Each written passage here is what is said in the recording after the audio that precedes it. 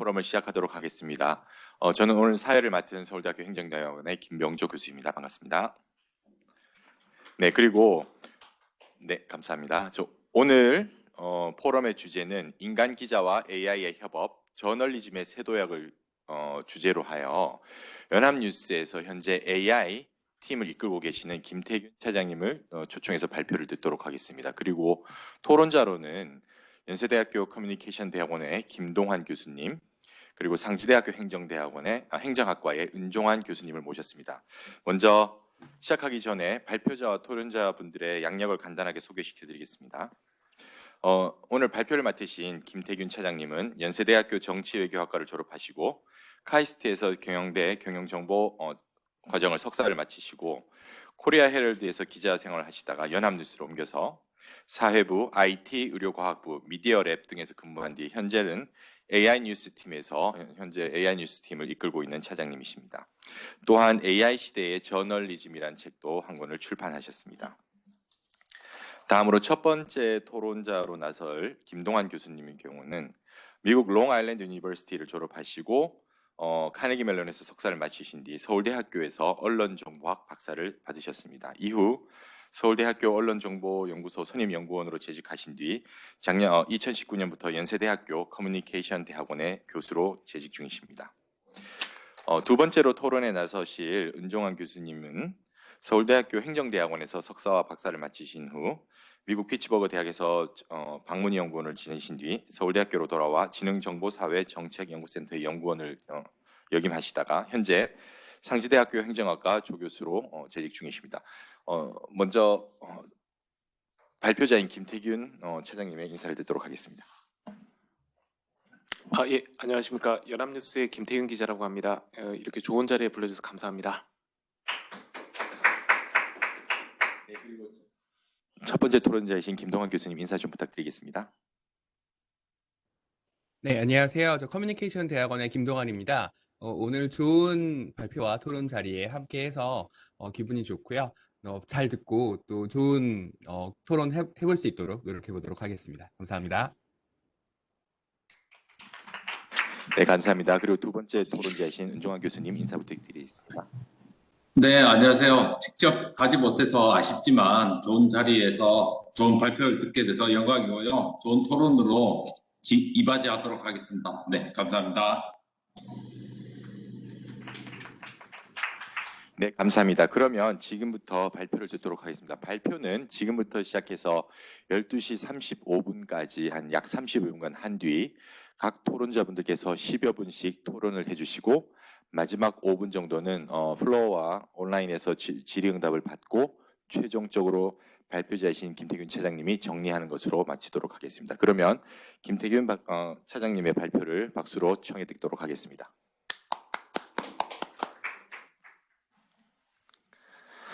네, 감사합니다. 연합뉴스 AI팀의 김태균 기자라고 합니다.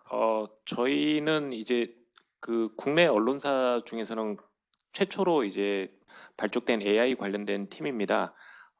기자와 엔지니어가 같이 일하는 하이브리드 조직이고요. 2018년 4월에 발족이 돼서 지금까지 계속 이제 운영을 하고 있습니다. 우선 저희 밑쪽을 이게 위에 거요? 이게 안 움직여지는데요. 잠시만요. 예. 예.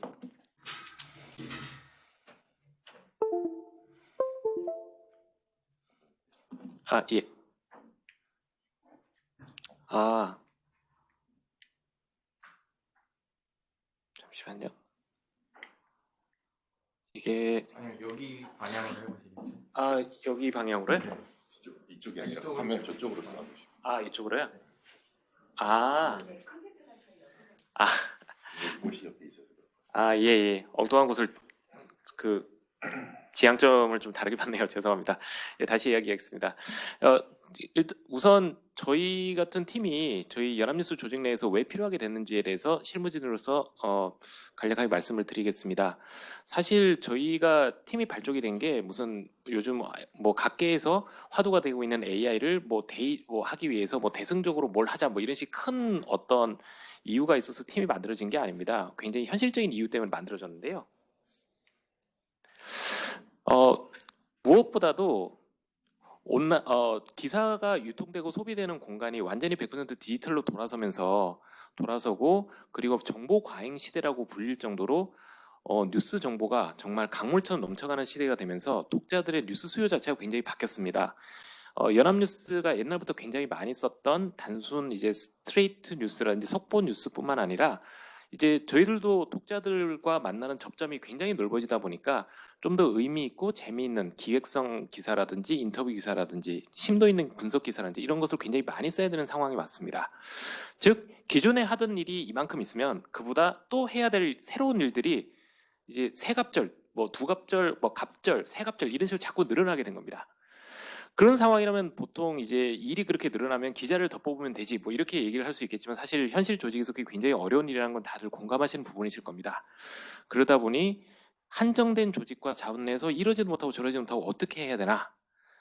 재밌는 기사도 써야 되고 그리고 이제 기존에 저희가 계속 써왔던 스트레이트 뉴스라든지 뭐 단순 반복형 기사라든지 이런 것도 계속 써야 되는데 그러면 어떻게 해야 될 것인가? 거기서 저희 내부에서 누군가가 이런 의견을 갖고 오기 시작했습니다. 즉 반복적이고 소모적이고 사람이 공을 들이지만 굳이 사람이 굉장히 그렇게 공을 들일 만한 가치가 상대적으로 좀 떨어지는 그런 기사들은 AI와 같은 고도 자동화 기술을 통해서 빨리 처리하고 인간은 좀 더 인간다운 의미 있는 일을 더 많이 하면 되지 않겠느냐. 바로 이런 겁니다. 즉 기계를 통해서 인간의 생산성을 향상시켜서 컨텐츠의 양도 늘리고 질도 향상시키자. 바로 이게 저희 팀의 발족 배경이었습니다. 그러다 보니 저희 팀에 보통 이제 KPI라고 하죠. 그 핵심 이제 성과 지수는 말 그대로 생산성 향상이 최우선이었지. 뭐 예를 들면 뭐 로봇 기사를 통해서 기사를 왕창 만들어서 인터넷에서 PV를 많이 벌자. 뭐 이런 식의 그런 목표가 전혀 없었습니다. 말 그대로 이제 생산성 향상이라는 그 목표 하나만으로 계속 이제 추진해서 팀을 운영해 왔고요. 자, 그러면 이제 실제로 생산성 향상을 어떤 식으로 했는지를 저희가 작년에 국내용로 최초로 런칭한 AI 날씨 기사를 관련 예시로 한번 설명을 드려보겠습니다.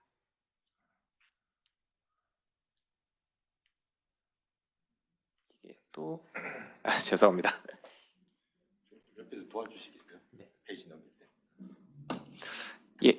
예, 감사합니다. 자, 날씨 기사는 이제 말 그대로 하루에 뭐 날씨 예보 기사를 쓰는 건데요. 보통 이제 사회부에 있는 경찰 출입 기자가 씁니다. 그 보통 이제 사건팀 기자라고 부르는데요. 그런데 이 기사가 하루에 3번 그리고 365일 이렇게 계속 나가지만 굉장히 공이 많이 들어가는 기사였습니다. 예를 들면 기상청에서 나오는 자료 자체도 굉장히 복잡하고요. 이게 데이터만 하더라도 기상청에서 나오는 데이터 종류가 한 7, 8가지 정도인데 그걸 다 분석하고 그리고 각 절기에 맞춰서 예를 들면 뭐 봄이면은 황사, 뭐 예를 들면 겨울에는 폭설, 뭐 그리고 수능이면 수능철에는 뭐 수능 추위 뭐 이런 식으로 자꾸 이제 의미를 바꿔가면서 써야 되기 때문에 굉장히 복잡다단한 기사였기 때문에 이거를 단순한 룰에 따른 프로그래밍으로는 도저히 구현할 수 없는 기사였습니다. 근데 이게 도저히 이제 그래서 공도 많이 들어가고 반복적인 기사긴 한데 기계가 쓰기 어렵다고 봤었는데요. 그런데 상황이 많이 이제 달라진 그런 계기가 있었습니다. 그게 뭐냐면 바로 AI 기술 분야 중 하나인 자연어 처리 기술의 발전입니다. 즉 사람처럼 글을 읽고 사람처럼 글을 쓰는 그런 이제 AI가 발전하면서 이렇게 복잡다단한 자료도 충분히 해석해서 제대로 좀 더 좀 더 유연하게 글을 쓸 수 있는 그런 여지가 생겼기 때문에 저희가 AI로 날씨 기사를 충분히 이제 효율화시킬 수 있겠다라는 그런 결론을 갖고 프로젝트를 시작하게 됐습니다. 자, 저희는 이제 NC소프트 한국의 굉장히 유명한 이제 IT 기업이자 게임 개발사인데요. 거기에 내부에 있는 AI 센터와 같이 NLP 센터와 같이 이제 협업을 해서 일을 진행했습니다. 과거에는 이제 말 그대로 날씨 기사를 쓰는 룰을 하나하나 인간이 정해줘야 했는데 AI 같은 경우는 그게 아니고 완전히 데이터부터 시작해서 바텀업으로 기계가 스스로 배우게 만드는 방법을 택합니다. 그래서 3년치 기상청 데이터와 그리고 연합뉴스 사람이 그 데이터를 보고 기사를 쓴 그 결과물 그걸 페어로 이렇게 맺어가지고요. 그것을 AI 에이전트한테 입력시키고 직접 이제 머신러닝으로 기계학습을 해서 기초적인 기사 작법을 쓸 수 있도록 그렇게 배우도록 이렇게 기계학습을 시켰습니다. 그렇게 함으로써 했지만 이 시스템은 결과적으로는 사람과 기계가 100% 모든 걸 다 처리하는 시스템은 아닙니다. 새로운 협업 프로세스를 만들었는데요. 즉 기계는 복잡다단한 기상청 데이터를 정리하고 그리고 건축물로 치자면 건축의 기본 이제 골조와 같은 기사 초안을 쓰고요.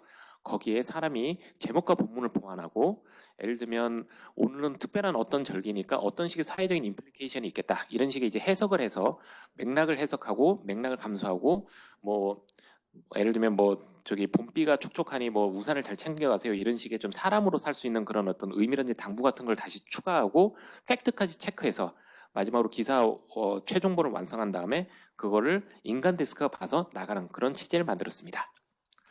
자 그렇게 해서 2020년 4월 28일에 AI 날씨 기사 즉 AI가 조력하는 그런 이제 날씨 기사를 런칭을 했고요. 이거는 뭐 국내에서도 최초였지만 국외에서도 사실 이렇게 복잡다단한 그 기상청 데이터를 갖고 이렇게 유연하게 날씨 기사를 쓸 수 있다 이런 걸 보여준 사례는 거의 없었던 걸로 저희는 파악하고 있습니다.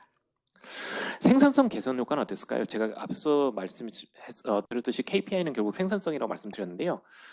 예전에는 손으로 날씨 기사 한번 쓰려면 한 30분이 걸렸는데 이때가 특히 이제 사회부 사건 기자들이 가장 바쁜 아침 새벽 시간대입니다. 그때는 정말 취재 계획을 준비하고 일정도 보고해야 되고 정말 정신없을 때 그때 잠시 자투리 시간을 억지로 내서 30분씩 쓰는 시기였는데 이게 가장 시간이 많이 들어가는 뭐 기상청 데이터 분석하고 기본적인 이제 내용을 이렇게 추려가지고 하는 그런 걸 이제 기계가 이제 빠르게 이렇게 수행하다 보니까 이 기사를 쓰고 마지막으로 이렇게 기사를 내보내는 시간이 5분으로 단축이 됐습니다. 그리고 기사 질은 예전과 같거나 오히려 더 좋아졌습니다. 즉 사람이 이 기상청 자료만 하더라도 팩스로 한 4-5장이 되는데요. 거기 있는 빽빽한 숫자를 보다 보면 가끔씩은 뭐 일진이 나쁘면은 예를 들면 서울 기온을 부산 안에서 적어버린다든지 뭐 이런 식의 실수를 왕왕합니다. 저도 사회부 사건팀에 있으면서 기상기사 쓰다가 그런 뭐 실수 저질러가지고 죄송하다고 혼도 나고 고친 기사 쓰고 하는 경우가 몇 번 있었는데요. 그런 식으로 이제 숫자를 잘못 올리는 단순 실수는 굉장히 줄어들었고요. 그 대신에 이제 사람은 좀 더 이제 인간적인 맥락 이제 부여에 좀 더 신경을 쓸 수 있게 되니까 기사질은 오히려 높아지는 그런 효과가 있었습니다. 예, 이런 것처럼 그 기계를 사람이 기존에 100% 수작업을 하던 프로세스에 기계를 도입시켜 생산성을 높인다. 이 목표 아래 여러 가지 서비스를 개발해서 운영하고 있습니다. 예를 들면 AI 사진 추천기라든지 AI가 기사를 요약해 준다든지 영문 실적 같은 경우는 저희가 영문 기자가 지금 연합뉴스는 다국어 서비스를 하는 매체기도 하다 보니까 이게 저희 공영 언론으로서 굉장히 중요한 역할 중 하나인데요. 영문 기자가 한 40명 정도 있습니다. 하지만 이제 그 한정된 사람으로서 도저히 실적 기사를 다 이렇게 영문으로 쓰기가 굉장히 어려웠는데 이걸 AI를 통해서 일부 이제 효율화를 시킴으로써 영문 실적도 웬만한 기업들은 다 이제 쓸 수 있는 그런 이제 토대가 됐습니다. 그런 거라든지 미세먼지 이제 경보 기사라든지 이런 식으로 과거 사람이 일일이 손으로 하던 일들을 기계를 통해서 효율성과 생산성을 높이는 그런 서비스를 개발해 왔고요. 꾸준히 새 서비스를 개발하고 있습니다. 저희가 이런 서비스를 개발하면서 실무 현장에서 얻었던 교훈은 이겁니다. 보통 저희가 AI 팀이라면 야 성능 좋은 AI를 어디서 얻어와가지고 여기 바로 꽂으면 바로 훌륭한 효과가 나있구나. 보통 그렇게들 다들 생각을 하시는데요. 전혀 그게 아니었습니다. 저희의 일의 본질은 기계와 인간의 협업을 제대로 구현하는 거였습니다. 결국 보통 이제 저희가 처음에 이제 팀을 시작했을 때 흔히들 편집국 내에서도 그런 얘기를 굉장히 꽤 많이 들었습니다. 너희들 이제 기계를 대체할 100% 자동 시스템을 갖고 와가지고 우리 일자리를 없애고 우리 입지를 자꾸 없애는 거 아니냐. 뭐 이런 얘기를 하시는 분들이 종종 뭐 많지는 않았지만 특히 약간 좀 나이 드신 선배들 중에서 꽤 있었는데요. 그러다 보니 뭐 저기 심지어 어떤 선배는 뭐 술자리에서 저한테 뭐 너 같은 일을 하는 애들은 나중에 역사의 죄인이 될 것이다 뭐 이런 얘기까지 막 하고 막 그러셨습니다. 그런데 실제로 저희가 일을 해보니 기계를 대체할 수 있는 사람을 대체할 수 있는 100% 자동 시스템, 뭐 영화 터미네이터로 시작하면 뭐 언론계판 스카이넷 같은 그런 시스템은 지금 현재 존재하지도 않고 이걸 얘기한다는 것 자체가 어불성설입니다. 그 이유는 뭘까요? 언론사 업무를 분석해 보면은 기계가 월등히 잘하는 일이 있고 사람이 아직까지 압도적인 비교 우위를 갖고 있는 일이 뒤섞여 있습니다. 예를 들면 어떤 기계가 잘하는 일이 어떤 게 있을까요? 복잡한 자료를 일일이 다 분류하는 일. 예를 들면 제가 처음에 이제 기상청 기사, 날씨 기사에서 기상청 자료를 분류해서 기사 쓸 수 있는 어떤 의미 있는 그 숫자들을 뽑아내는 그런 일들 있지 않습니까? 그런 분류는 당연히 기계가 월등히 잘하고요. 그리고 지금 현재도 굉장히 많이 쓰이는 속보를 빨리 데이터가 들어오는 대로 그 팩트대로 빠르게 쓰는 일, 이런 것은 기계가 월등하게 잘합니다. 이걸 사람이 기계보다 더 빠르게 잘하겠다고 얘기한다는 것 자체가, 노력한다는 것 자체가 비극이죠. 그리고 수많은 데이터에서 패턴을 찾아내고 그 패턴에서 어떤 인사이트를 추출해내서 특정한 문제를 푸는 일, 이런 일 역시 기계가 사람이 엄두도 못 해낼 정도의 수준의 일을 해냅니다. 반면 사람은 어떤 일을 잘할까요? 당연히 다양한 이슈를 이해해서 기사 가치를 판단해내고, 그리고 다양한 사회 구성원과 인간적인 공감을 이끌어내고, 특히 뭐 인터뷰 기술 같은 게 특히 여기에 좀 해당하는 부분이라고 저희는 보고 있습니다. 그리고 뭐 굉장히 다양한 이제 백그라운드 지식을 통해서 창의적이고 새로운 형태의 문장을 만들어내는 일, 이거 역시 저희는 사람이 월등히 잘하는 일로 보고 있습니다. 사실 GPT-3 같은 그런 뭐 굉장히 자연스러운 문장을 만들어내는 알고리즘이 계속 속속 나오고 있지만 아직까지 이런 알고리즘들은 사람이 쓸 법한 자연스러운 문장을 흉내내는 수준이지 실제 사람이 갖고 있는 어떤 통찰력이라든지 상식이라든지 백그라운드 지식을 갖고 글을 쓰는 건 아니거든요. 그런 부분에 있어서 여전히 이 부분은 인간 본연의 가장 인간이 잘해야 될 영역이라고 보고 있습니다. 자, 그래서 그러면 당연히 저희가 할 일은 명확하지 않겠습니까? 기계가 잘하는 일하고 사람의 경쟁력이 가진 일을 잘 이렇게 섞어가지고 최적의 협업 프로세스를 짜는 게 사실 저희들의 일이었습니다. 그런데 이제 제가 이렇게 원론적으로 설명을 드리면 그럼 뭐 사람이 잘하는 일, 뭐 기계 잘하는 일 분류해가지고 그냥 두 개 잘 합쳐놓으면 되겠네 정도 얘기를 할 수 있겠는데요. 이게 생각보다 어렵습니다. 이 자칫 잘못하면은 기계가 잘하는 일인데 사람한테 맡겨버린다든지, 사람이 잘하는 일인데 기계한테 뭐 예를 들면 사람이 훨씬 잘하는 일인데 기계한테 맡겨야 된다고 이렇게 어거지를 쓰다가 일을 그르치는 경우가 꽤 있습니다. 예를 들면은 좋은 시너지 사례는 이런 겁니다. 기계 같은 경우는 제주도 산지에 한파경보가 내려졌다. 기상청에서 이런 데이터가 딱 들어오면 기계는 딱 이렇게 한 줄을 씁니다. 자, 오후 몇 시를 기해서 제주도 산지에 한파경보가 발효됐다. 이건 실제로 이제 기사 나간 케이스인데요. 이걸 보고 사람 기자가 맥락을 찾아내는 겁니다. 제주에는 여태까지 한파경보라는 게 내려진 적이 없었는데 57년 만에 정말 기상청이 한파특보를 운영한 이후에 최초로 한파경보가 내려졌구나. 이걸 찾아내고, 그리고 특히나 이제 한라산 같은 경우는 영하 15도다. 그러니까 여기 산행 같은 거 가시는 분들은 주의하라. 이런 식의 맥락을 찾아내서 제가 이렇게 빨간색으로 이렇게 하이라이트 친 것처럼 맥락을 보여서 내용을 보강합니다. 이런 식으로 하다 보면 기사도 빨리 나갈 수 있고 내용도 좋아지고 다양한 이제 맥락의 레이어가 얹어지면서 질이 좋아지는 그런 시너지가 나타나죠. 하지만 반대로 기계와 인간의 협업 관계를 잘못 짜가지고 정말 시스템은 비싸게 집어넣었는데 역효과가 나는 경우가 분명히 있습니다. 어떤 일이 일어날까요? 기계는 엄청나게 일을 합니다. 기계가 뭐 당연히 뭐 전기만 꽂아주면 계속 일을 할 테니까요. 알고리즘은 계속 일을 하는데 사람은 이 기계가 일을 하면 할수록 이 뭔가 일이 줄어드는 것 같지도 않고 나만 되게 피곤해지고 이런 황당한 일이 일어납니다. 그 대표적인 사례가 저희가 한번 기획했다가 한번 결국은 안타깝게 접어버린 이제 프로젝트 중 하나였는데요. 누락기사 자동 체크기라는 게 있었습니다. 언론계에서 언론계에서 보통 이제 흔히 하는 업무 중 하나인데요. 언론사에서는 보통 아침이나 새벽에 뭐 예를 들면 타사들이 이렇게 기사 쓴 걸 이제 갖고 와서 비교해보고 요거는 타사가 쓴 건데 우린 안 썼네? 이거 보통 이제 낙종했다고 하죠. 물 먹었다고 얘기하는데 그럼 우리가 이걸 팔로우를 해야 되나? 아니야, 이거는 별로 기사 가치도 없는 일인데 억지로 쓴 것 같은데 이거 따라가지 말아야 되나? 뭐 이렇게 판단하는 그런 프로세스가 있습니다. 이게 사실 사람 손으로 일일이 하려면 아침마다 나오는, 예를 들면 뭐 조간신문 기준으로 본다면 전국 일간지만 하더라도 10개인데 10개 싹 다 읽어봐야 됩니다. 거기다 뭐 경제지, 뭐 전문지 이런 것 같이 하면 하루에 뭐 계속 엄청나게 많은 신문을 읽어야 되는데요. 그러다 보니까 이게 사실 기자들 책상에 저런 식으로 신문이 있습니다. 저런 식으로 쫙 이렇게 읽고 하나하나 다 읽어보고, 예, 다 이제 기사 뭐 물 먹은 거 있으면 받아치고 이거 판단해가지고 올리고 이거는 팔로우를 하겠습니다. 이건 킬하겠습니다. 이게 일일이 보고하는 작업인데 이게 굉장히 시간이 많이 들어가거든요. 그래서 이거를 좀 기계를 통해서 효율화할 수 있는 방법이 있겠냐, 이렇게 의뢰가 많이 들어서 저희가 한번 그 업무 프로세스를 분석해 본 적이 있었습니다. 예, 다음으로 넘어가 주시죠.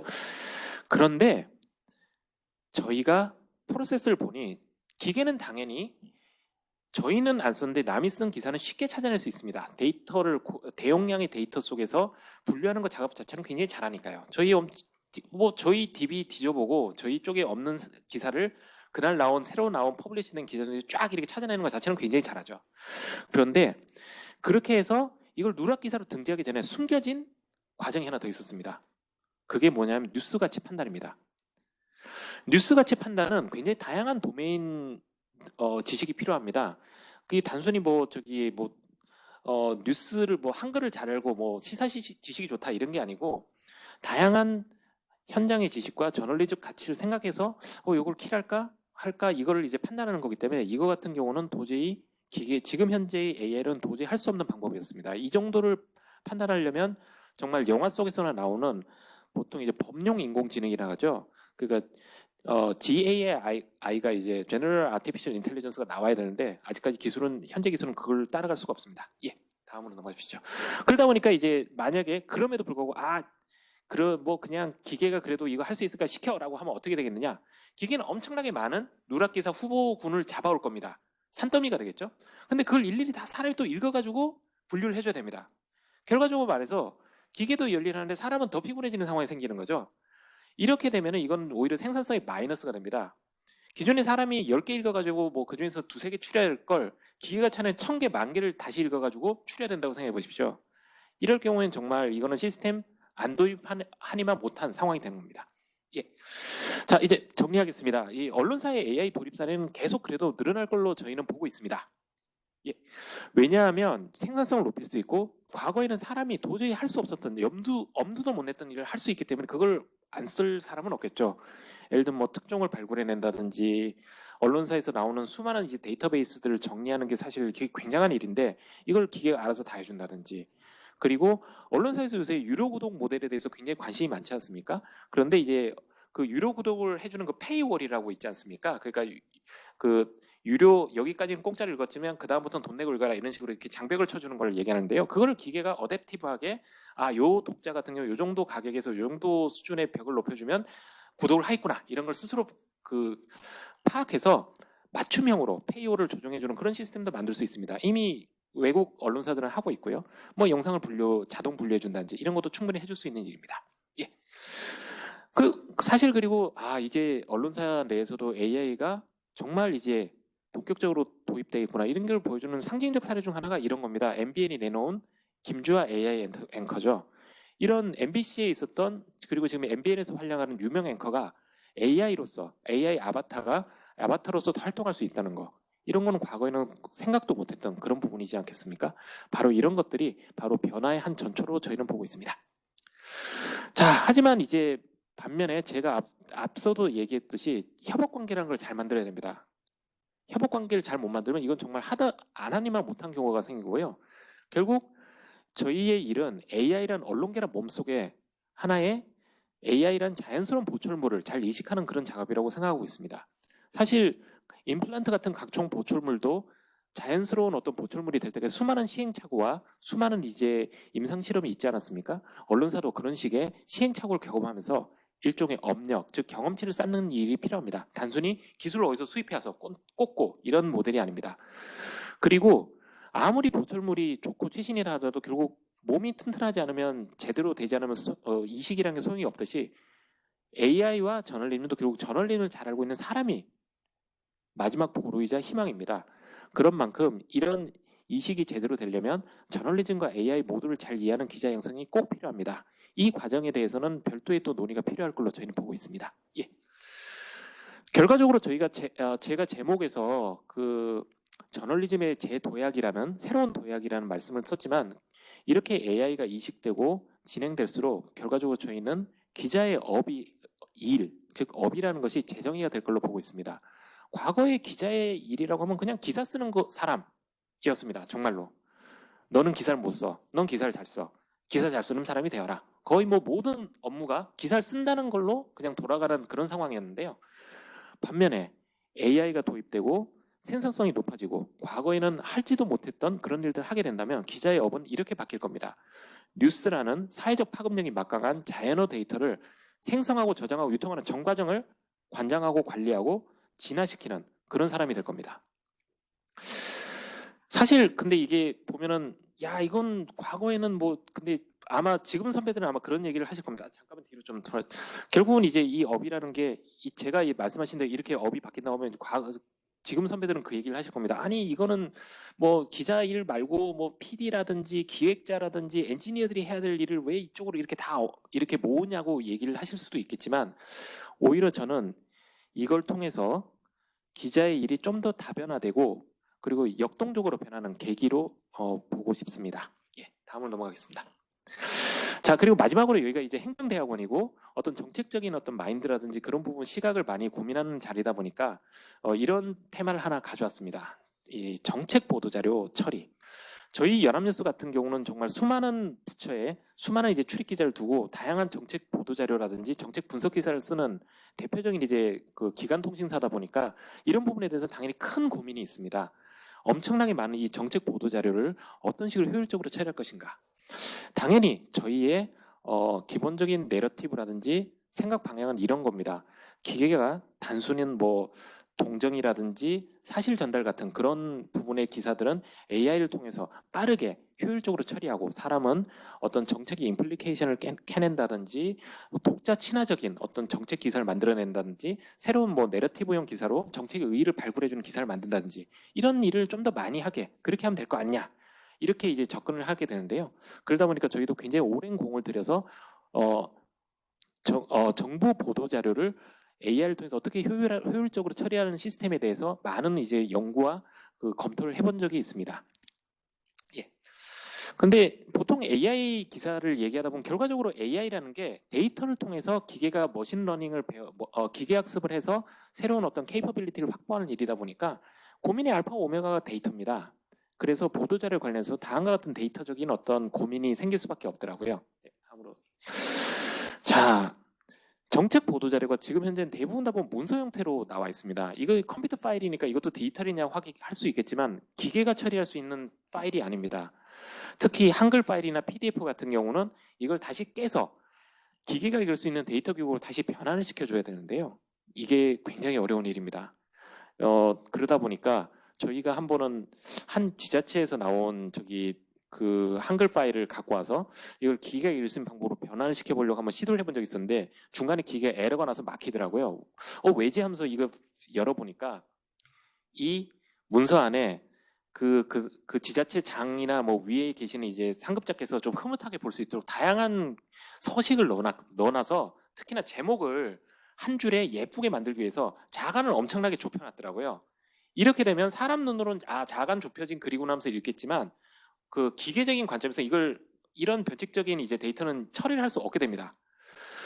그런 식의 이제 그 각종 문서화와 이제 서식화의 장벽이 너무 많다 보니까 이걸 일정한 데이터로 만들어서 처리하는 게 비용이 너무 많이 들어가고 굉장히 힘든 부분이 좀 있습니다.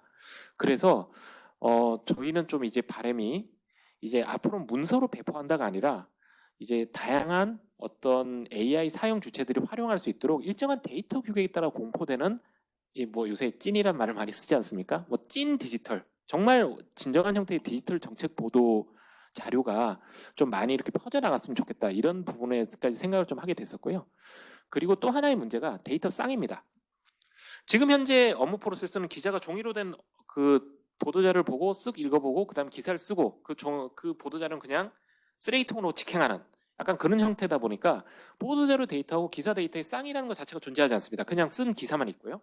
그러다 보니까 이런 기사를 제대로 이제 만약에 생산 체계를 만들려고 그러면 별도로 또 사람을 써야 되는 또 문제가 또 생기더라고요. 그러다 보니까 저희도 업무 체계를 좀 개선해서 어떤 식으로 할 것인지에 대해서 고민이 많습니다. 예를 들면 예를 들면 좀 정말 복잡하고 어려운 보도자료 말고 단순 사실 전달형 보도자료 같은 경우는 별도의 예를 들면 센터에서 처리를 하면서 이 센터가 이제 별도의 컨텐츠 매니지먼트 시스템을 갖고 있어가지고 보도자료 원데이터를 갖고 여기서 필요한 중요한 부분을 탁탁탁탁 찍어서 이거를 기사화하는데 그 전 과정이 다 데이터 형태로 정형된 데이터 형태로 남는 그런 체계 같은 것을 검토하고 그 타당성을 따져보고 있는 단계입니다. 예, 넘겨주시죠. 예, 그런 식으로 이제 그 과제가 있고요. 하지만 이제 앞서 말씀드린 것처럼 AI를 통한 생산성 그 향상과 저널리즘 개선이라는 차원에서의 저희 일은 뭐 앞으로도 굉장히 할 일이 많기 때문에 앞으로도 다양한 논의가 필요할 것 같습니다. 그런 만큼 이제 각계에서도 많은 도움 말씀을 주시고 저희도 많은 이제 사회적 대화를 통해서 앞으로 이제 저희가 또 할 일을 새로 재정의하고 그렇게 더 나은 어떤 인간 본연의 저널리즘을 강화하는 그런 서비스를 내놓을 수 있도록 많은 고민과 지혜를 보태도록 하겠습니다. 고맙습니다. 네, 아주 재밌는 발표 감사합니다. 현장에서 일어나고 있는 그 AI를 실제 업무에 도입하는 과정에서 일어나는 이 여러 가지 문제점 그리고 그걸 극복해가는 과정에 대한 아주 생생한 경험 공유를 해주셔서 너무 감사드리고요.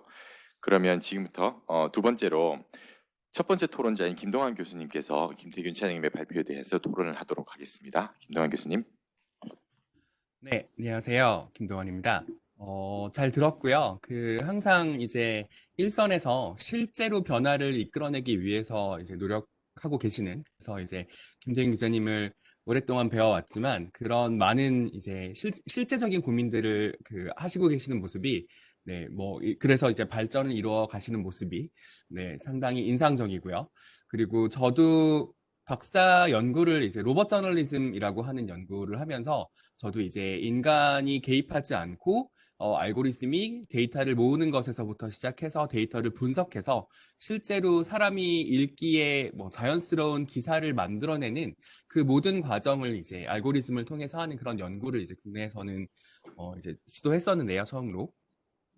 그러면서 이제 김태균 기자님을 만나서 얘기할 그 기회가 많이 있었는데, 이 알고리즘이 뉴스 기사를 만든다는 그런 차원의 문제에 대해서 아까 기자님이 약간 농담처럼 말씀하셨지만 이런 알고리즘 같은 것들이 기사를 만들기 시작하면 우리는 뭐를 먹고 살아야 하냐, 이게 인간을 완전히 대체하는 거 아니냐, 이런 공포 같은 것들이 있을 건데, 저희 연구실에서 연구해 왔던 것들도 그렇고, 이제 김태균 기자님도 그 연합뉴스에서의 경험을 바탕으로 말씀하시는 것도 들어보면 그런 미래는 멀리 있고 사실 그런 미래가 저희가 가야 할 미래가 아닐 수도 있을 것 같아요. 그래서 무언가 굉장히 자연스러운 뉴스 기사, 그러니까 텍스트 기반의 뉴스인 거죠. 그런 어떤 글들을 만들어내는 그런 과정에서 알고리즘이 많은 역할을 할 수 있지 않을까가 기존의 시각이었다면 사실 최근에 발전하고 있는 어떤 내추럴 랭귀지 제너레이션 기술들 뿐만 아니라 이미지를 생성하거나 이미지를 해석하거나 영상을 만들거나 하는 등등의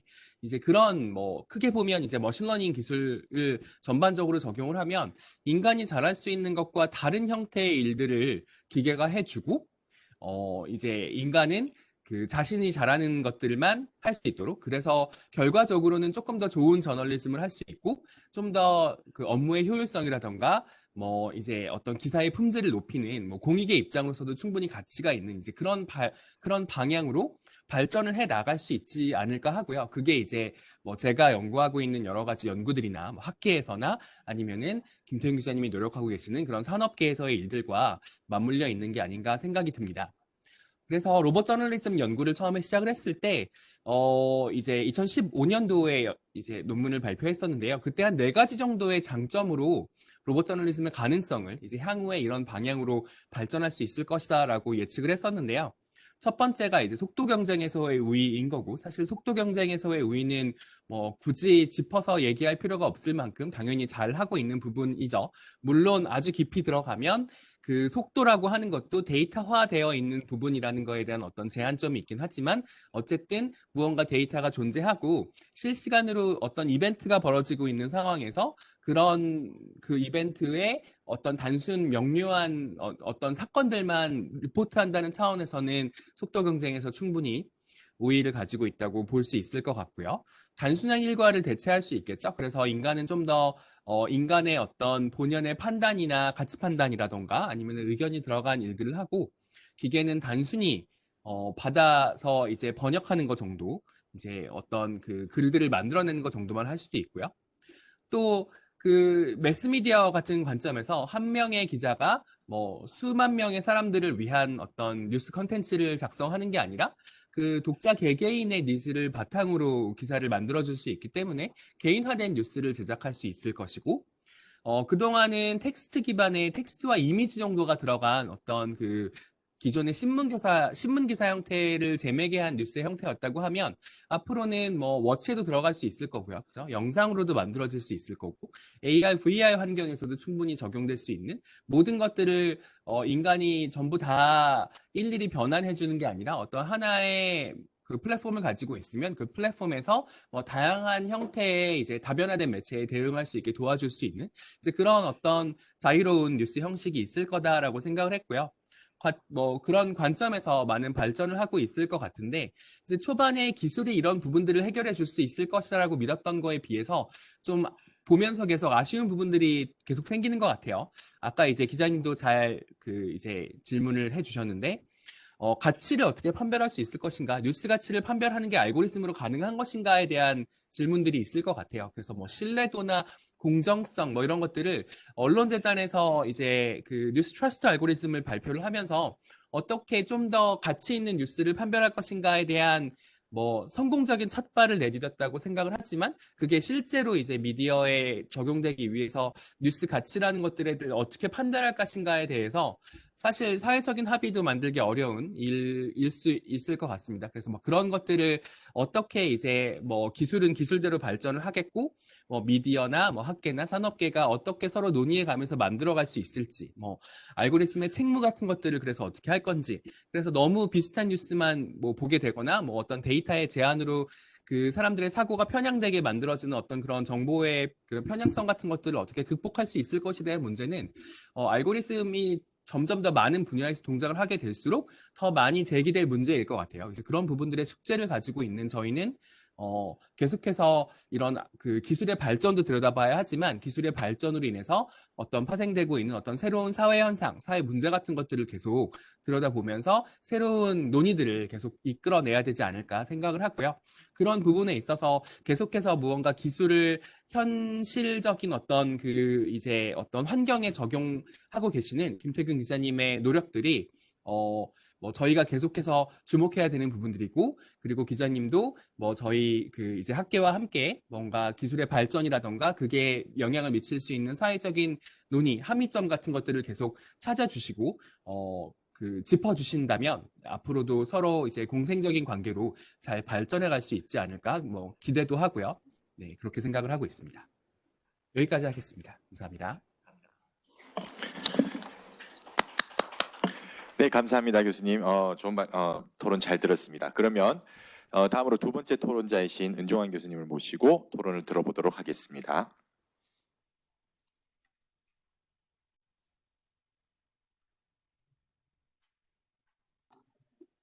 네, 안녕하십니까. 은정환입니다. 저도 간단하게 토론하겠습니다. 우선 귀한 자리에 초대해 주신 김병조 교수님과 좋은 발표를 해주신 김태균 차장님께 감사드립니다. 본 발표문은 인간 기자와 인공지능 간 협업 관계에 대한 내용으로 저에게는 현장에 생생한 발표를 들을 수 있었기 때문에 매우 귀중한 시간이 되었습니다. 저에게 가장 흥미로웠던 점은 인공지능을 도입하게 된 배경에 가는 것입니다. 그냥 기자가 편리해지기보다는 인간이 잘할 수 있는 일에 집중하기 위해 도입했다는 것이 저에게는 이제 뭐 인상적으로 다가왔는데요.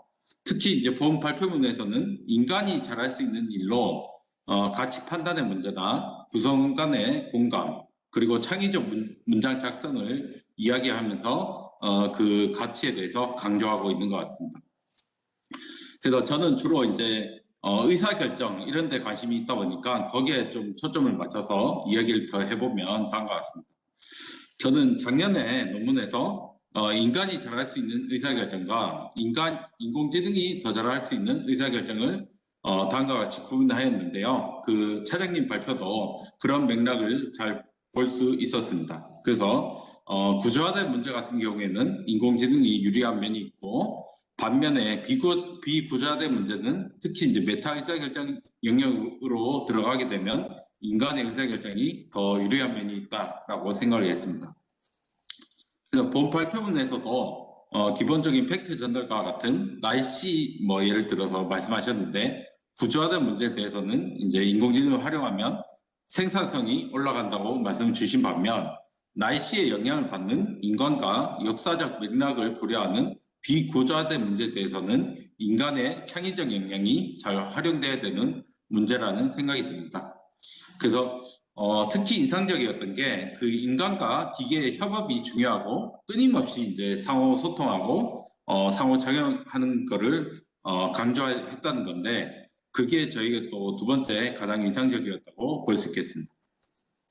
결국 이제 뭐 끝나지 않은 문제지만 장기적으로 데이터에서 보물찾기를 하자고 하면서 이 발표는 끝나고 있습니다. 그래서 저는 데이터에서 보물찾기를 할 때 다음과 같은 점을 고려하면 어떨까 하는 생각이 들었습니다.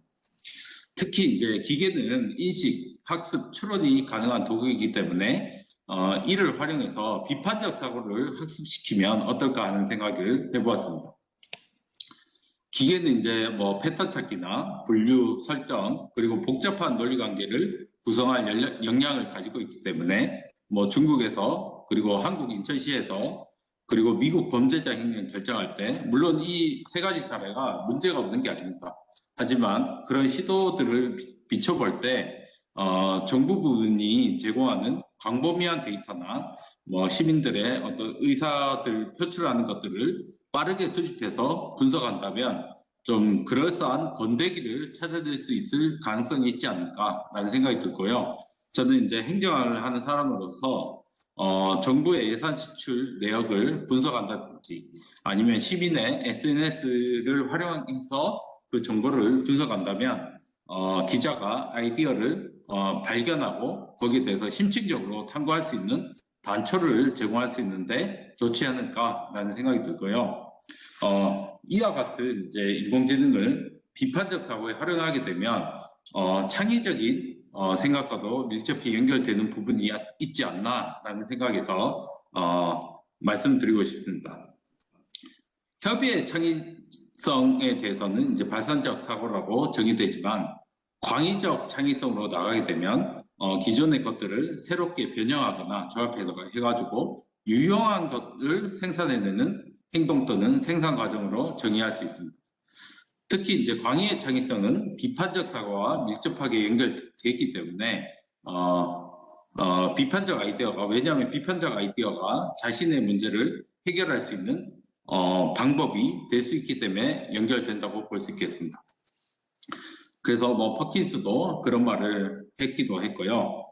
결국 이제 창의적 영역, 그러니까 비판적 영역까지 기계가 나가게 된다면 인간의 입지가 좁아지지 않을까라고 했지만 발표문에서도 이제 발표 내용 중에서도 알 수 있듯이 인간과 기계가 적절히 협업하지 않으면 또 다른 문제가 생길 수 있다는 점에 좀 주의할 필요가 있을 것 같습니다. 결국 이제 수집할 범위의 내용은 인간이 결정하고 그 인공지능이 분석한다 하더라도 이거를 어떻게 활용할 건가도 인간이 결정한다는 점에서 인간의 영역은 아직까지 이제 많이 남아 있고 뭐 제 생각에는 끝까지 남아 있지 않을까라는 생각이 듭니다. 이렇게 생각하다 보면 결국 데이터를 다루는 데 있어서 이제 발생할 수 있는 다음의 문제를 좀 고민할 필요가 있다는 생각이 들어서 여기에 대해서 간략하게 말하고 마치는 걸로 하려 합니다. 특히 이제 기계가 언론사에서 특히 이제 인간의 민감한 문제를 다룰 때 개인정보 보호의 문제나 개인 인권 침해 같은 문제들을 좀 예민하게 관찰할 필요가 있을 것 같습니다. 예를 들어 가지고 영국의 보건당국이 영국인들의 의료 정보를 활용해 가지고 알고리즘을 개발하다가 개인정보 유출 때문에 사업 자체가 무산된 경험이 있습니다.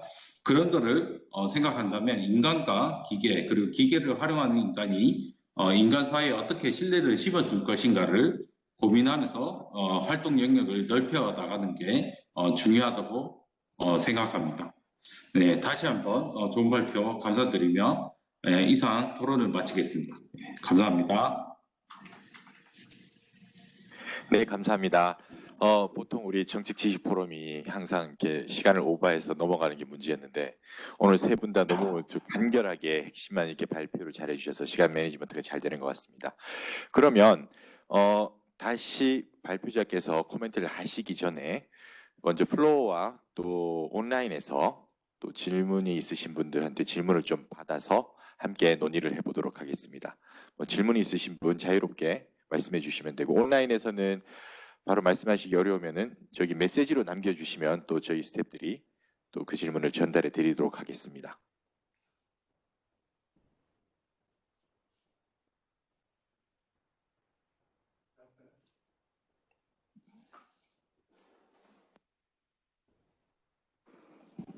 네, 안녕하십니까.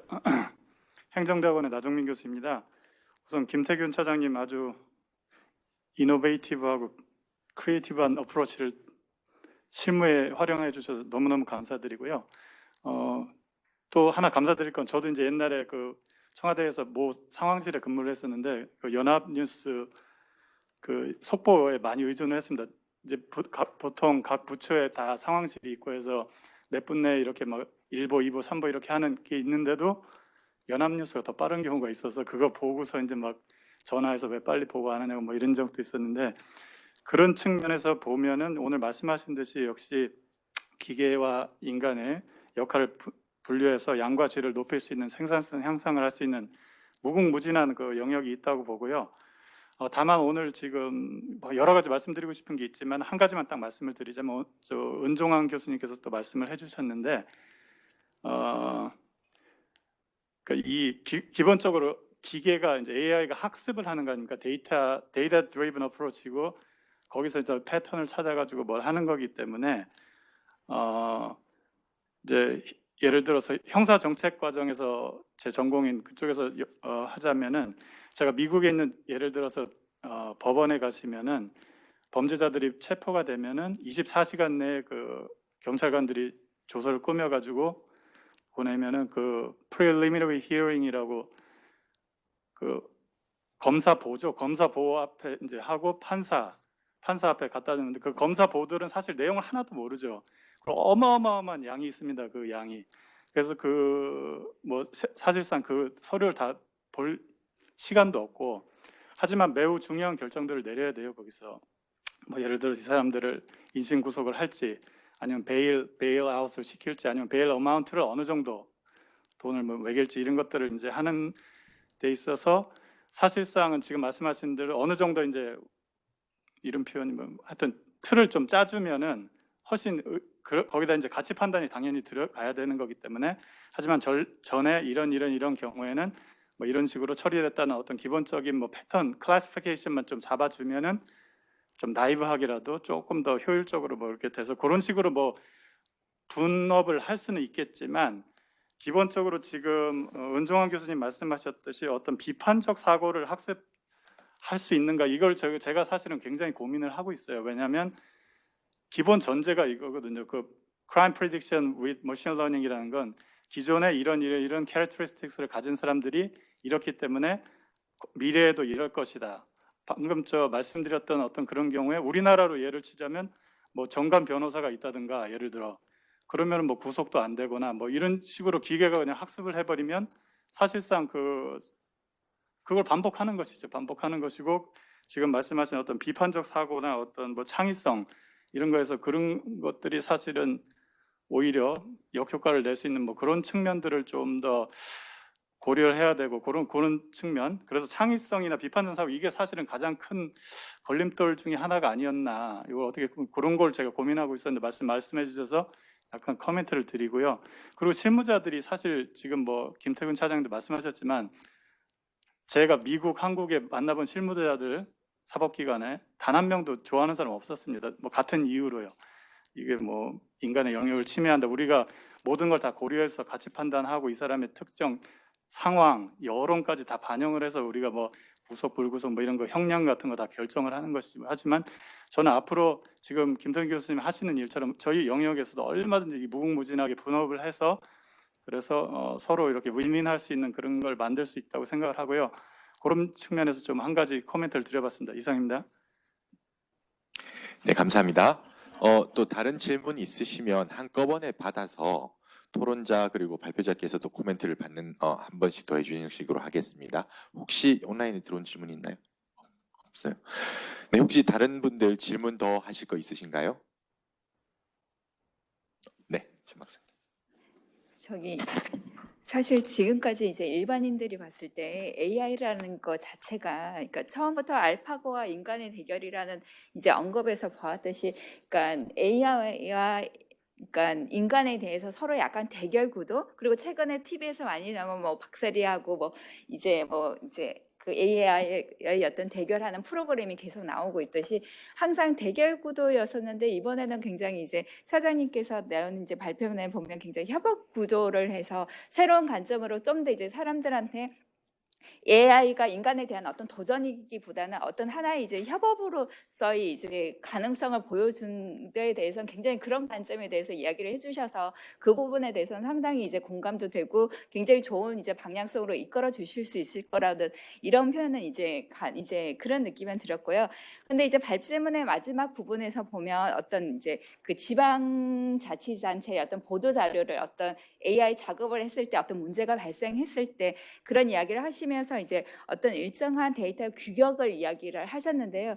사실은 이제 혹시나 이런 식으로 이제 AI의 어떤 협업을 어떤 방법을 찾으면서 오히려 인간이 AI 자료를 만들기 위한 어떤 방식으로 이제 행동 패턴이 바뀌는 게 아닐까. 그러니까 기존에는 오히려 보도 자료를 했을 때 다양한 이제 쉽게 말하면 어떻게 보면은 이게 나름대로 자간을 좁히든 색깔을 입히든 아니면 어떤 패턴을 그러니까 하는 거는 결국 인간의 어떤 창의적인 노력이고 어떤 사람의 어떤 다양성의 발상인데 그게 AI의 어떤 데이터를 모집하는 데 있어서 어떤 걸림돌이 되기 때문에 사람들이 아니면 이제 연합뉴스라는 어떤 기자분들 자체에서도 자체 데이터를 계속 돌릴 때 어떤 부분에서 어떤 믹싱 어떤 약간 흔히 말하면 튀는 자료가 나오면 기자분들 자체도 다음부터는 예를 들어 제목을 쓸 때 이런 패턴은 좀 될 수 있으면 하지 말고 이런 패턴으로만 해야 AI가 잘 먹더라. 그러니까 이제부터 기자분들도 자료를 어떤 제목을 패턴을 하든지 이럴 때는 이런 자간 이상은 하지 말아라라는 게 암묵적으로 룰이 돼서 어떻게 보면 기자라는 것도 굉장히 언론이고 글을 쓰는 작업이라 굉장히 창의성과 그리고 독자들한테도 그렇고 스스로한테도 그렇고 굉장히 그런 인간이 가질 수 있는 독자성을 굉장히 많이 보여줄 수 있고 창의성을 보여줄 수 있는데 오히려 AI라는 협업을 위해서 활동하면서 오히려 그런 부분이 특정 틀로 줄어들면서 AI 이제 자료를 위해서 이제 인간이 좀 더 정형화된 이제 생활 패턴으로 글의 패턴으로 이제 약간 바뀌어지는 게 아닐까 그런 우려에 대해서도 굉장히 좀 약간 좀 우려가 되고 그리고 아까 가치 판단의 문제가 나왔을 때도 사실 지금 현재 그러니까 AI가 나왔을 때 가장 문제되는 게 극단적인 사례에서도 보면 교통사고 이제 내가 운전을 하고 있고 어떤 위기 상황이 됐는데 내가 이제 살려고 하면은 오른쪽으로 핸들을 꺾거나 왼쪽으로 핸들을 꺾어야 되는데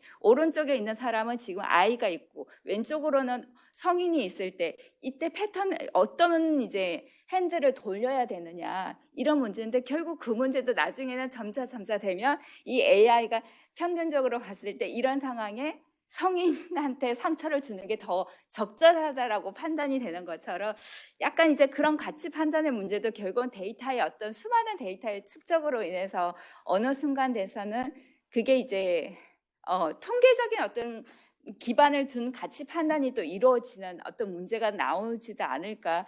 하여튼 약간 그런 몇 가지 부분에서는 AI를 어쨌든 협업을 하면서도 항상 고려해야 되거나 좀 조심스러워하는 부분은 항상 좀 염두에서 이제 작업을 진행해야 되지 않을까라는 그런 생각이 좀 들었습니다. 네.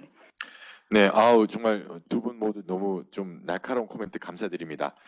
그러면 마지막으로 이제 토론자분들하고 발표자분께서 지금까지 나온 코멘트들에 대해서 혹시나 한 말씀 더 하실 것이니 이제 정리해 보도록 하겠습니다. 온라인에도 질문이 하나 더 들어왔나요? 네, 오늘 또 질문이 또 많네요. 네, 질문 그럼 한번 소개해 주시겠어요? 에 계시는 정재호 선생님께서 말씀 주셨는데요. 정부 정책 분야 보도 자료 등에 대한 말씀을 해주셨는데 혹시 정부 기관과 협업을 진행하고 있는 부분이 있는지 궁금합니다. 또 있어요?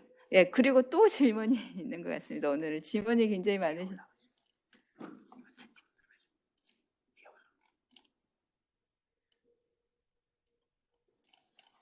잠시만요.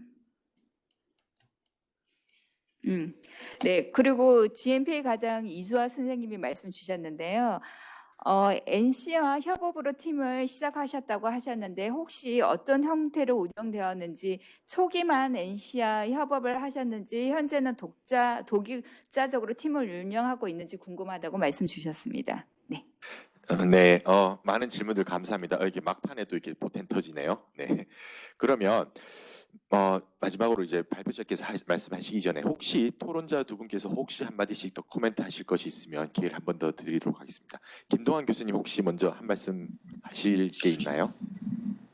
네, 질문들 주신 것들 또 많은 생각을 하게 만드는 이제 그런 질문들인 것 같아요. 그래서 이게 기술이 이런 일들을 해줄 수 있다는 거를 이제 홍보하고 그런 기술의 편의를 이제 통해서 무언가 일을 자동화하고 그런 것들이 또 우리에게 다시 또 다른 혜택으로 돌아오고 하는 어떤 그런 구조들에 대해서 그동안 논의가 많이 이루어졌다면 지금 말씀하신 어떤 그런 그 아주 세부적인 분야들 그리고 조금 더 그 유의를 기해야 하는 좀 프라이빗한 정보들이라던가 아니면 알고리즘의 판단으로 어떤 치명적인 결과가 나올 수 있는 어떤 그런 도메인들에 대해서 그동안 이제 알고리즘 저널리즘 같은 것들이 스포츠나 날씨 같이 비교적 건조하고 이제 인간의 의견이 굳이 많이 필요 없는 이제 그런 분야에서 많이 사용되었다면 이제 좀 더 사회 경제 조금 더 이제 근본적으로 우리가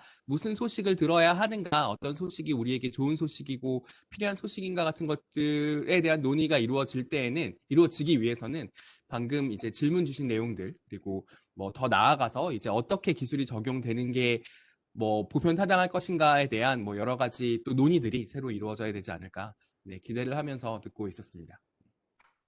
네, 감사합니다. 권정환 교수님 혹시 한 말씀 더 하실까요?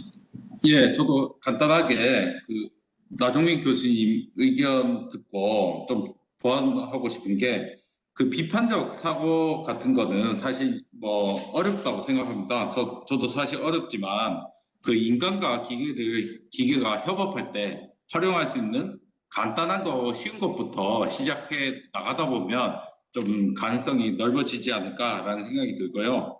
제가 이제 예를 든 게 정부 부분하고 SNS인데 이것도 이제 기계가 의사결정을 하거나 그렇다기보다는 기계가 이제 패턴을 발견하고 증거를 수집하는 데 유용하기 때문에 기계를 그 점에서 활용하고 그 기계가 발견한 패턴이나 SNS에서 새로운 키워드가 등장하게 되면 거기에 대해서 이제 인간 기자가 인식하고 판단한 다음에 대응하면은 좀 협업할 때 유용하지 않나라는 맥락에서 이제 말씀드린 것 같습니다. 그리고 장기적으로는 이상적인 구조가 어느 정도 만들 수 있다는 확신이 든다면 이상적 구조를 만들어 놓은 다음에 거기에 비춰봐서 좀 비판적 사고를 기능할 수 있게끔 이제 좀 부족한 것들을 찾는데 기계를 활용할 수 있지 않을까라는 생각을 하면서 이제 말씀드렸습니다. 예. 이상입니다. 네, 감사합니다. 활발한 토론 너무 좋습니다. 그러면 오늘 모든 논의를 종합하여 질의에 대한 대답도 포함하여 마지막으로 김태중 차장님이 정리 말씀 한번 부탁드리겠습니다. 예, 활발한 논의가 잘 이루어진 것 같아서 참, 그 발표자로서 너무 감사하고 좋습니다. 비판적 사고, 특히 이제 뉴스밸류에 대한 판단 부분은 저희도 굉장히 중요하게 보고 있고요. 특히나 저희가 앞으로 굉장히 만들고 싶어 하는 것 중 하나가 이제 취재를 도와주는 이제 AI 에이전트입니다. 즉 어떤 것이 전혀 뭐 의미가 없는 사건 중에서 어떤 것들이 정말 기사 쓸 가치가 있다, 이거를 이제 찾아내주는 그런 이제 솔루션을 저희가 좀 굉장히 개발하고 싶은데, 여기서 가장 발목이 되는 부분이 이제 비판적인 사고, 즉 이것이 가치가 있다 없다의 판단 부분입니다. 기계는 기본적으로 굉장히 수치적으로 세상을 바라보기 때문에 사람은 전혀 의미가 없는 걸 기계는 의미가 있다라고 주장할 수 있는 여지가 충분히 있습니다. 그러다 보니까 저희가 가장 두려워하는 게 어떤 특종 발굴기를 만들어놨는데 사람이 볼 땐 전혀 의미가 없는 정말 폐기물 같은 정보를 잔뜩 가져와서 이걸 특종이라고 우기는 그런 사태가 일어나게 되면 당연히 사용자 패닉성을 엄청나게 줄이게 되고, 이거는 생산성 증가가 아니라 결국은 저희만 욕을 무지막지하게 많이 먹는 결과가 되겠죠. 이런 거 왜 만들어봤냐고. 그게 참 고민입니다. 그런 면에서는 이제 그런 비판적인 사고, 어떤 가치 판단 부분은 사람이 잘 정해줄 수밖에 없고요. 그런 면에서 예를 들면 소셜 미디어를 감지해서 뒤져가지고 의미 있는 멘션이나 이런 걸 찾아내는 솔루션 같은 것도 잘못 만들면 굉장히 큰 문제가 있겠더라고요. 예를 들면 AP통신 같은 경우가 지금 캐나다에 있는 저기 벤처업체에 아예 지분 투자를 해가지고 별도의 이제 소셜 미디어 감시 솔루션을 쓰고 있는데, 거기 같은 경우는 굉장히 무엇이 뉴스가 된다에 대해서 굉장히 그 규정이 명확하더라고요. 슈팅, 즉 총격 사건 중심으로 모니터링을 합니다. 그 동네가 워낙 넓고 별의별 총격이 다 일어나는데 그걸 이제 경찰도 모르는데 어떤 사람이 트윗에서 우리 동네에서 총격 사건이 일어났다, 이런 걸 하면 바로 이제 찾아오는 거죠. 이런 식으로 뭔가 목표랑 지향점이 명확하면은 이게 쓸모가 있는데, 그게 아니고 흐리멍텅하게 그냥 뭐 저기 소셜에서 다 떠드는 거 다 의미가 있겠지, 다 긁고 와라, 이렇게 되면은 이건 사람의 완전히 정말 정주를 놓게 만드는 그런 결과를 일으킬 수 있기 때문에, 그런 면에서 저희는 비판적 사고를 굉장히 중요시하고요. 정말 이런 특종 탐지기를 만들 때는 정말 뉴스에 대한 촉이 굉장히 좋은 기자분하고 같이 만드는 것을 일단 1차 목표로 하고 있습니다. 즉 좋은 사람이랑 그 사람의 비판적 사고를 잘 이식해서 그걸 코디파이 해가지고 할 수 있는 이제 모델을 만들어야지, 그냥 막연하게 그냥 뭐 특종이라는 게 뭐 별거 있겠어, 뭐 그냥 이거저거 사람들이 많이 떠드는 거 다 특종이지 뭐 이렇게 생각하는 그런 방향으로 접근하다간 굉장히 큰 문제가 될 수 있을 걸로 보고, 그런 부분에 대해서 고민을 많이 하고 있습니다. 다만 이제 인간의 비판적인 사고를 기계가 그 가치 판단 어디까지 도와줄 수 있느냐, 이 부분은 완전히 다른 분야긴 한데요. 지금까지 저는 이제 인간의 비판적인 사고를 기계에 이식하는 부분만 말씀을 드렸지만, 이제 기계가 인간의 비판적인 사고를 얼마나 이제 잘 이제 어시스트 해줄 수 있느냐, 이 부분에 대해서는 좀 더 이제 논의가 필요한 부분 같습니다. 그 부분은 앞으로도 좋은 자리가 있으면 많이 또 토론할 수 있는 부분 같고요. 데이터 규격을 따지다 보면 결국 이게 인간의 창의성이라든지 인간의 자율성을 이제 억압할 수 있는 부분, 지적에 대해서도 말씀 참 잘 들었습니다. 충분히 이제 지적이 나올 수 있는 부분인 것 같고요. 저희가 다만 이제 말씀드리고 싶은 건 하나의 이제 인간의 모든 사람들이 다 이제 데이터 규격을 생각해서 이제 살아라, 이런 건 아니고요. 말 그대로 하나의 거대한 틀을 이제 정해놓으면 그 틀 안에서 사람들이 자유롭게 뭘 활동을 하든 간에 그게 규격화된 데이터 형태로 이렇게 모이는 그런 사회랄까, 그런 체제에 대해서 좀 저희가 필요하다는 그런 얘기입니다. 즉 예를 들면 워드로 이제 글을 쓰는 것도 결국은 어떻게 보면 규격화된 하나의 틀 안에서 이제 글을 쓰는 거지 않습니까? 물론 글을 쓰는 건 사람이 또 자유고 그 안에서 여러 가지 뭐 조처를 할 수 있고 뭐 할 수 있는데, 다만 그 틀 자체를 좀 바꿔서 좀 더 규격화된 형태의 데이터가 많이 생산되는 그런 시대가 됐으면 좋겠다는 뜻입니다. 그런 면에서는 미국 같은 경우는 아예 뭐 증권 당국이라든지 이런 데서 아예 공시를 할 때라든지 이럴 때 보면 데이터는 요규격을 해라는 법적인 어떤 법제화가 있더라고요. 아직까지 그런 부분에 대해서는 우리나라는 상대적으로 좀 많이 부족한 것 같던데, 그런 부분에 대해서 논의가 많이 좀 있었으면 좋겠습니다. 즉 사람의 행동을 제약하는 게 아니고 큰 틀에서의 정책을 바꾸자는 뜻입니다. 그런 부분에서의 바람을 말씀드렸고요. 그리고 정보기관과 협업은 저희 같은 경우는 기상청이랑 여태까지 굉장히 협업을 많이 했었습니다. AI 날씨 기사 때문에 굉장히 많이 왔다 갔다를 많이 했었고요. 예, 저도 그 때문에 저희 그 보람의 공을 굉장히 많이 갔습니다. 그 기상청 같은 경우는 정부 기관들 중에서 굉장히 데이터 친화적인 곳입니다. 특히나 기상정보라는 게 굉장히 많은 사람들이 데이터를 받아 쓰는 곳이기 때문에 그런 면에서 데이터 공유라는 차원에서 굉장히 생각이 많이 앞서 나가 계시고 많이 유연하신 분들이 많으셔서 저희도 참 많은 도움을 많이 받았고요. 저희도 앞으로도 계속 다른 정부기관들과 협업의 틀을 계속 넓혀 나가려고 노력을 하고 있습니다. 특히나 이제 저희 같은 경우는 사회적 재난, 화재라든지 뭐 예를 들면은 뭐 각종 뭐 큰 어떤 사회적 재난, 뭐 화재라든지 뭐 건물 붕괴라든지 이런 식의 사건들에 대해서 빠르게 이제 기사를 좀 처리하고 이걸 인간적인 맥락에서 표현하는 그런 방식에 대해서 관심이 많은데요. 그런 면에서도 이제 행정안전부라든지 이런 그 재난대책본부 이런 쪽하고도 좀 협업을 계속 하려고 좀 논의를 진행하고 있습니다. NC소프트 협업 관련해서는 여기랑 이제 공동 연구 파트너십이라는 걸 맺어서 계속 이제 연구를 진행하고 있고요. 저희는 뉴스에 당장 쓸 AI 솔루션이 필요하고 NC소프트는 이걸 통해서 이제 기술을 발전할 수 있다는 서로 양쪽에 윈윈이 있었기 때문에 이 파트너십이 계속 지금 3년간 지금까지 계속 이어져 오고 있는 상황입니다. 그래서 뭐 초기에도 많은 정말 큰 도움과 영감을 주셨고요. 앞으로도 지금도 계속 이제 협업을 진행하고 있습니다. 예, 이 정도 말씀드릴 수 있을 것 같습니다. 좋은 질문 고맙습니다. 네, 감사합니다. 오늘 활발한 토론에 참여해주신 모든 분들께 다시 한번 감사의 말씀드립니다. 그럼 시간이 다 되어서 이것으로 제994회 정책 지식 포럼을 마치도록 하겠습니다. 감사합니다.